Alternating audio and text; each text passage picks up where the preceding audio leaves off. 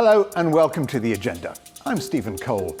The number of people living in extreme poverty has been falling for decades. But then along came COVID-19. So this week, we'll be assessing what impact the pandemic is really having on the world's poorest. A warning from the World Bank, it claims there'll be another 60 million more people in poverty by the end of the year. Charities are desperate for more help from the world's richest countries. We'll be speaking to the UN's Children's Fund. And how China is still planning to eliminate rural poverty by the end of this year.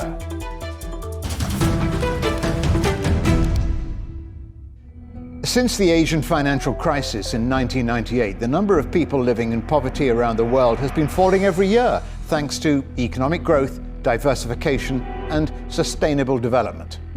Until now. The International Monetary Fund is predicting the global economy will shrink by up to 5% in 2020 due to the COVID-19 pandemic. And the knock-on effect, according to the World Bank, is that we'll see anywhere between 40 and 60 million more people pushed below the extreme poverty line. That is, earning less than $1.90 a day.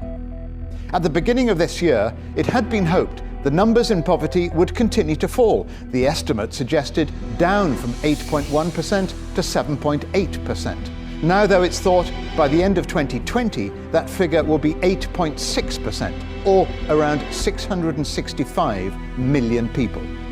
So where is the poverty gap likely to grow widest? Well, sub-Saharan Africa is expected to take the brunt of the hit, around 23 million new people living in extreme poverty, followed by around 16 million in Southeast Asia. Worrying enough statistics, but if you consider slightly higher definitions of poverty, those earning less than $3.20 or $5.50 a day, the outlook looks even bleaker. On those terms, more than 100 million people will be pushed into poverty across Latin America and the Caribbean, East Asia, the Middle East, and North Africa. And it's not just emerging economies that are likely to suffer. Wage inequality growth during lockdown could see millions across Europe fall below the poverty line, especially in countries like Slovakia, Cyprus, and Hungary. Individual governments around the world have been doing what they can to prevent poverty spiraling out of control with financial support schemes. President Xi has insisted that China's long-stated goal to eliminate rural poverty by the end of this year will still succeed in spite of the pandemic.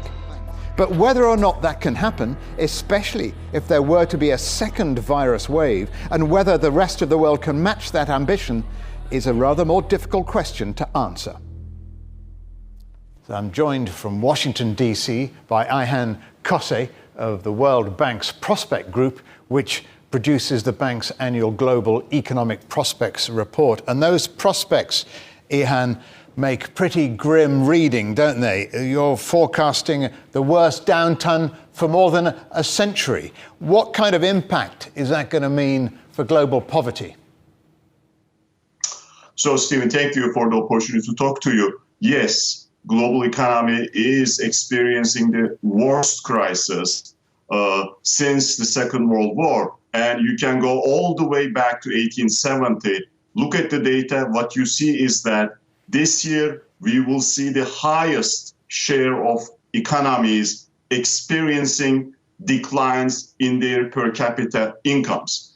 Of course, this means poverty outcomes are going to get worse. We are projecting anywhere between 70 to 100 million people basically becoming poor, joining the ranks of poor. So you've urged the global community to do all it can to try and prevent that. What can it do? Policymakers need to address the immediate health crisis, allocate the resources, aggressively undertake measures so they can contain the pandemic.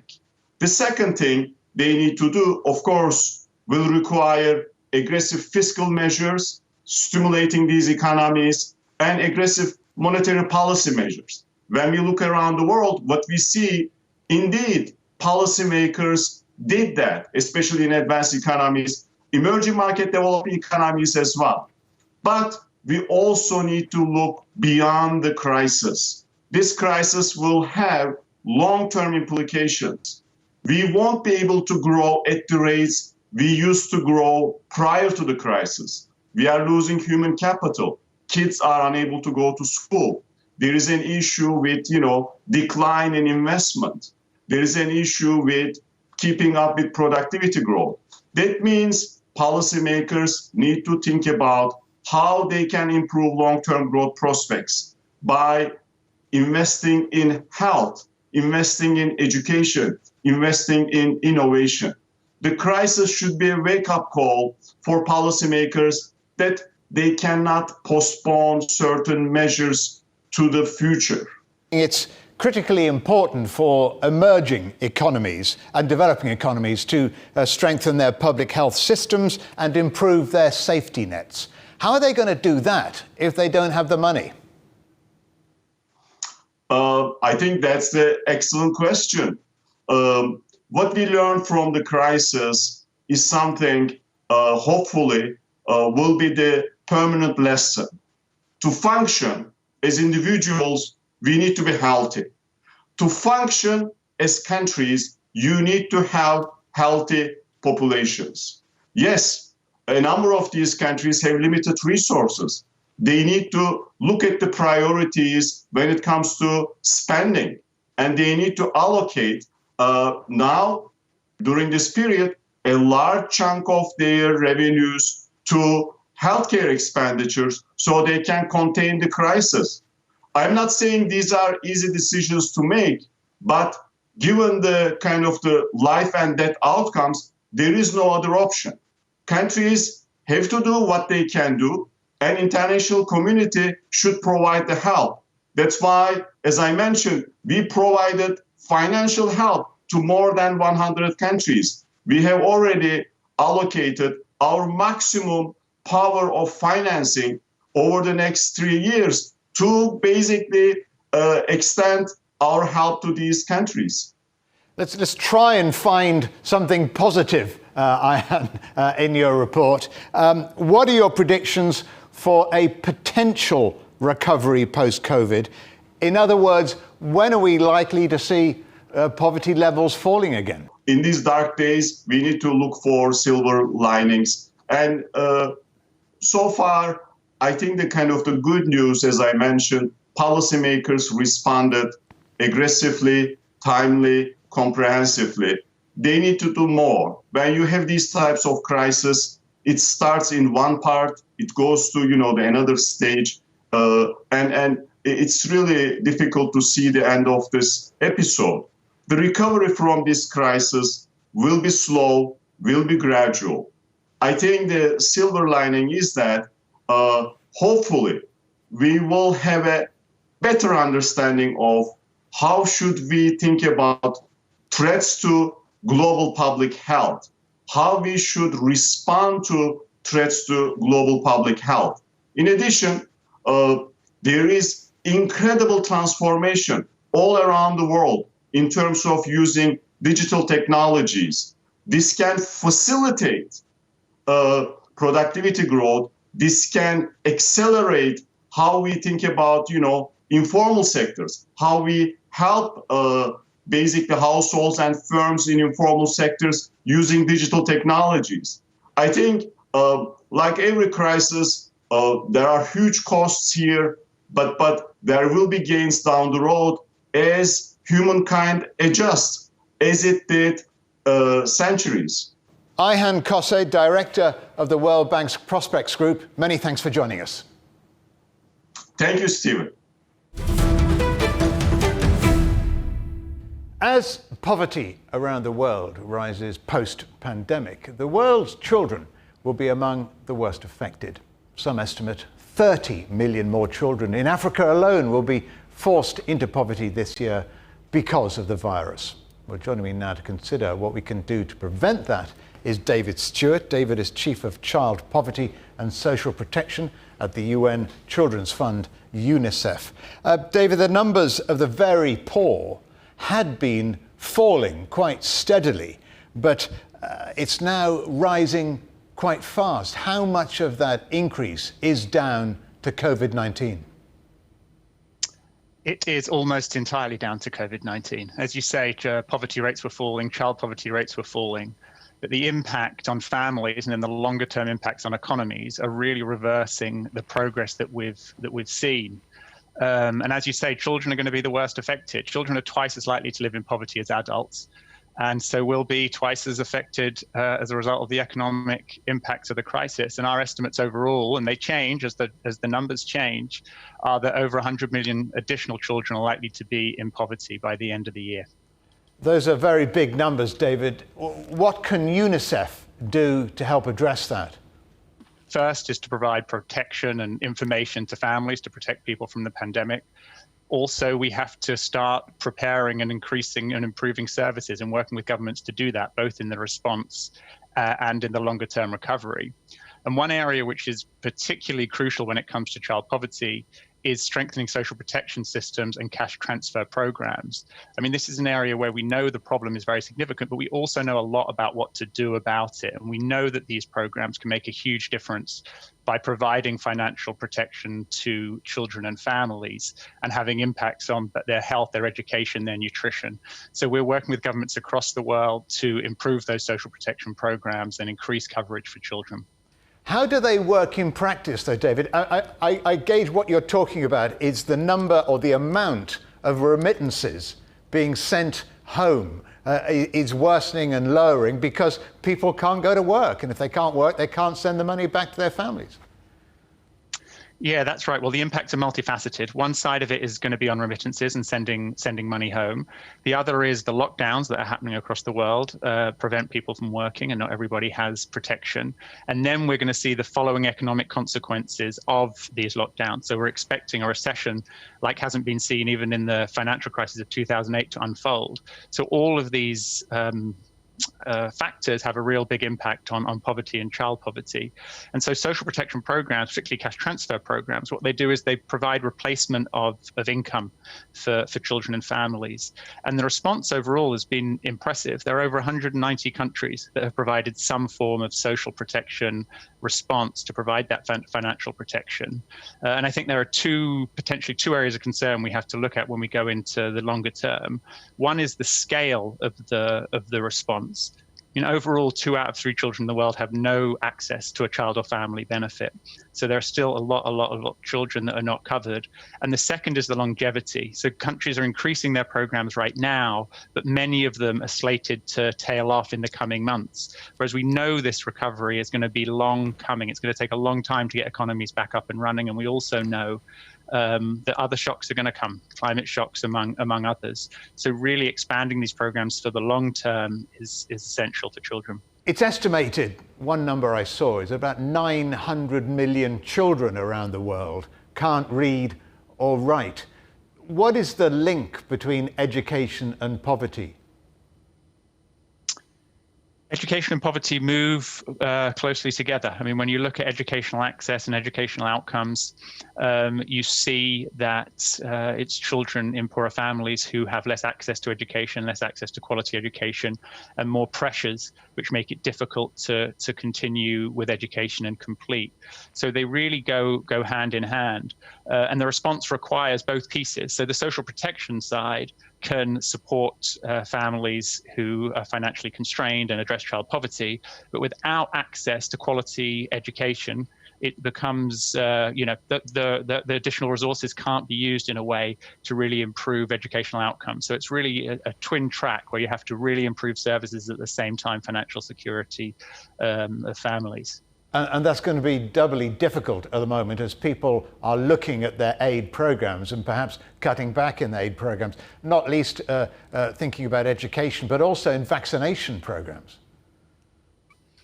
Yeah, that's right. I mean, the challenge with vaccination is as we've focused in on this one vital health concern, we have seen risks to vaccination programs continuing. In 68 countries, some recent research showed there are real strains in terms of vaccination programming. And maybe, I think it was 90 million children are not going to be able to be vaccinated as would be the normal routine plan.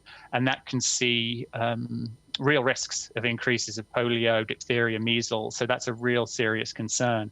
And your point on the aid budget is also vital. I mean, as you say, countries have committed to 0.7% of their GDP to commit that to aid. But as GDPs shrink as a result of the crisis, and at the same time, countries face increasing challenges at home, we do face the risk that aid budgets are going to fall. And for the world's poorest children, that would just be catastrophic. So the need to prioritize and maintain and seek indeed to increase that commitment over time is absolutely vital. It's a bleak picture. David, many thanks indeed for joining us from UNICEF. Thanks so much, Stephen. Still to come here on the agenda, we'll be finding out how Europe's poorest are suffering long-term in the wake of the coronavirus pandemic.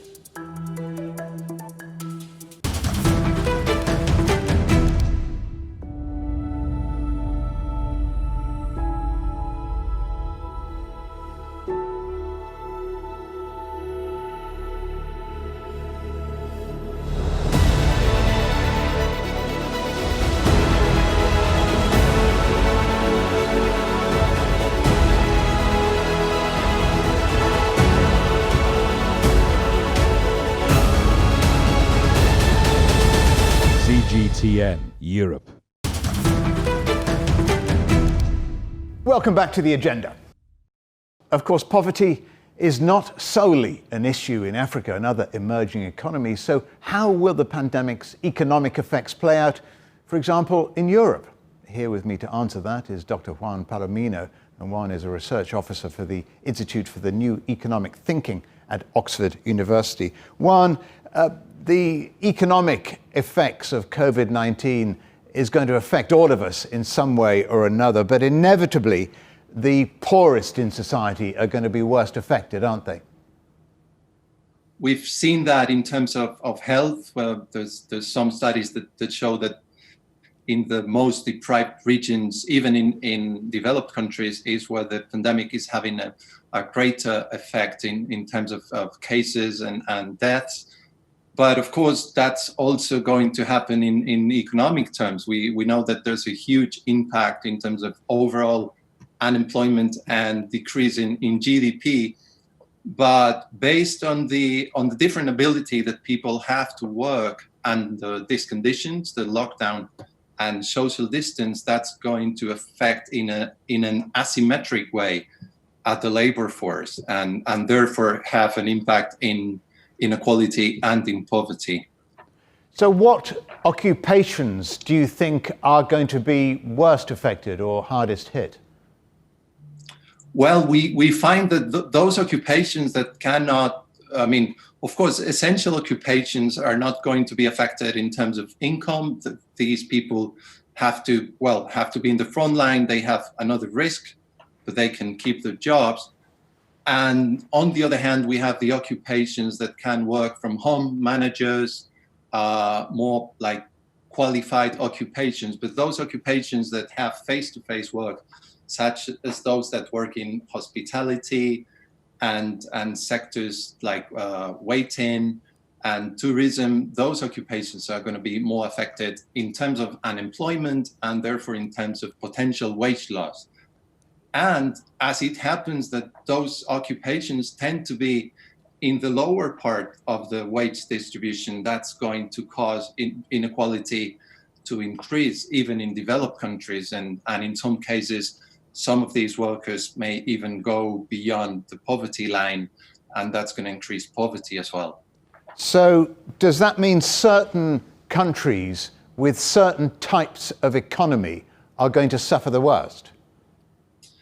Yes, that's what we are studying in our work. We want to provide a short-term diagnosis of what is the potential impact that different countries in Europe are going to have, and we do find that countries in Southern Europe and in Eastern Europe, which have a lower share of occupations that can be done from home, are going to have a higher potential impact in terms of inequality and poverty. Which countries in particular? You mentioned Southern Europe and Eastern Europe, but which countries are you looking at? Well, we don't, I mean, within I mean, first of all, I want to say that all countries are going to be affected, even in countries that are going to be the least affected, such as probably in our estimates, Norway, well, the UK, the Netherlands, France, or Switzerland. Those are going to be less affected, but there's still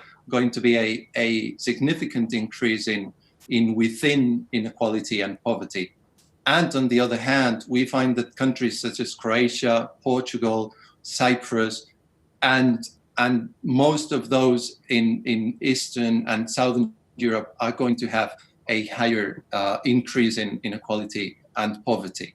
We hope that governments take measure to prevent this from happening to some extent.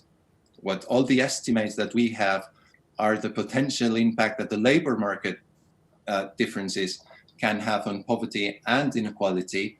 We are seeing that governments are being quite proactive, and like the previous Great Recession, now there is a consensus on trying to tackle this potential increase in poverty. But we don't know if these measures are going to be big enough to fully compensate for that. And the lockdown and the distance measures that are in place will probably be longer than the length of these job retention measures that we have.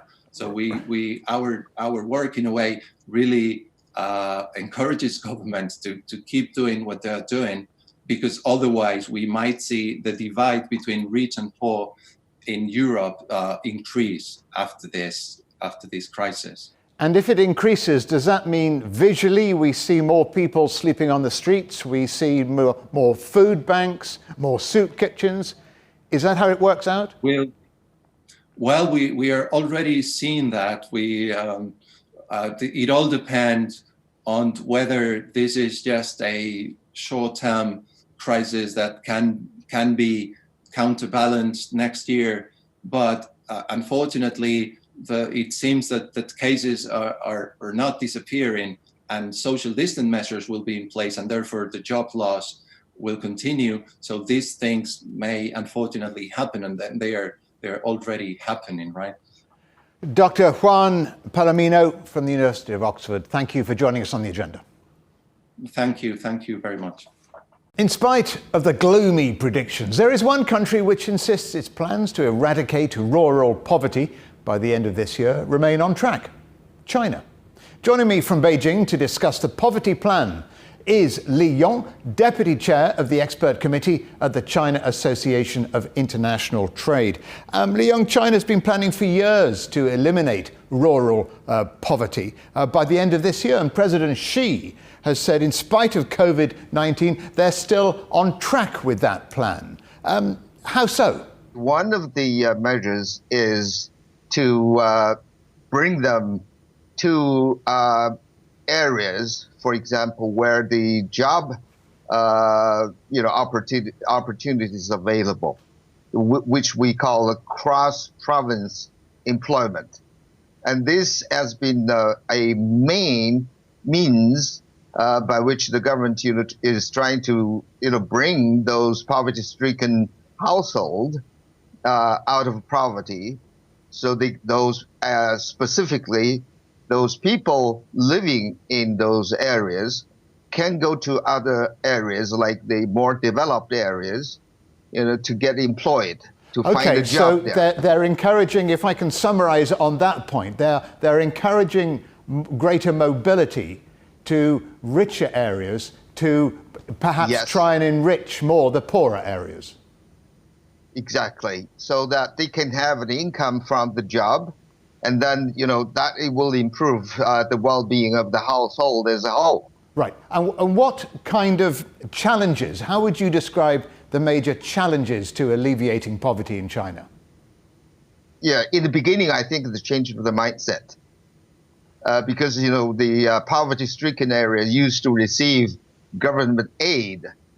And those counties who wore the poverty head, felt reluctant to give up the head, because once they give up the head, they won't be able to receive any government aid.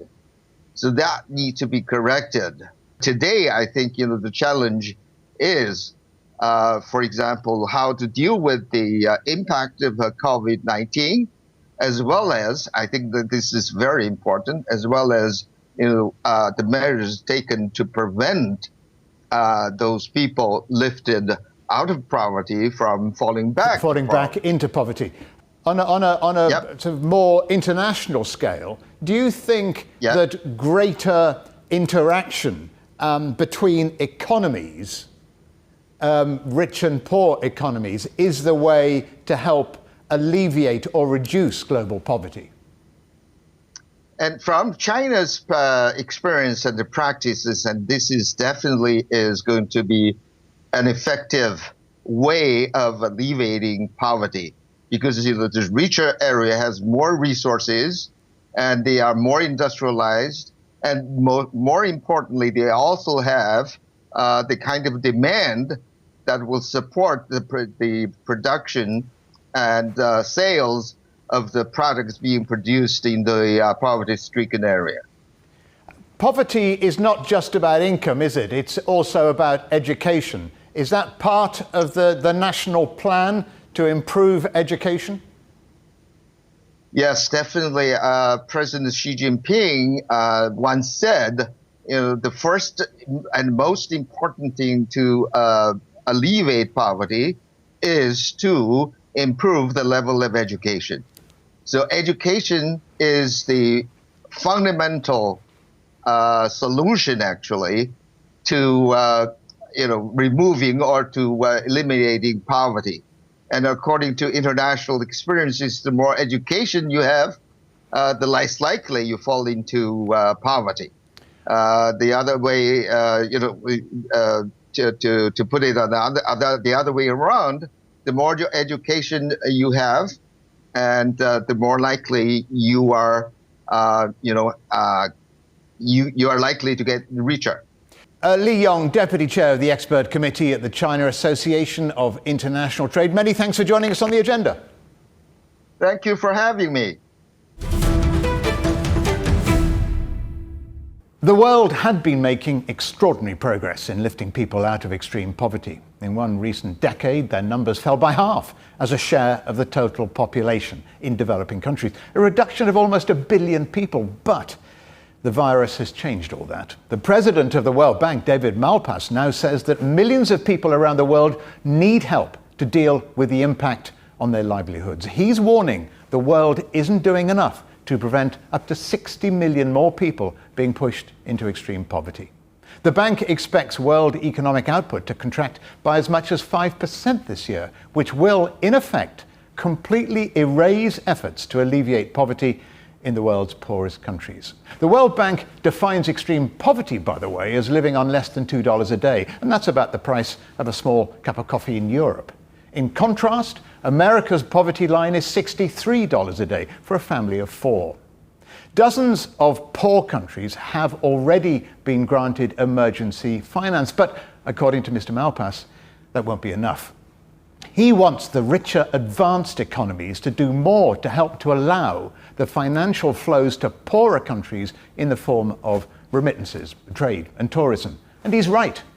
The world now knows how to reduce poverty because pre-COVID-19, poverty levels had been falling. Some economists claim the biggest poverty reduction measure of all is liberalizing markets to help poor people get richer. But of course, more interaction between economies will help the global recovery. Coming up on a future agenda, as conflict continues across the globe, are we getting any better at dealing with its aftermath? And don't forget, for more agenda content, you can visit our website or you can follow us on Twitter and Facebook. But for now, from me, Stephen Cole, and all the Agenda team here in London, it's goodbye.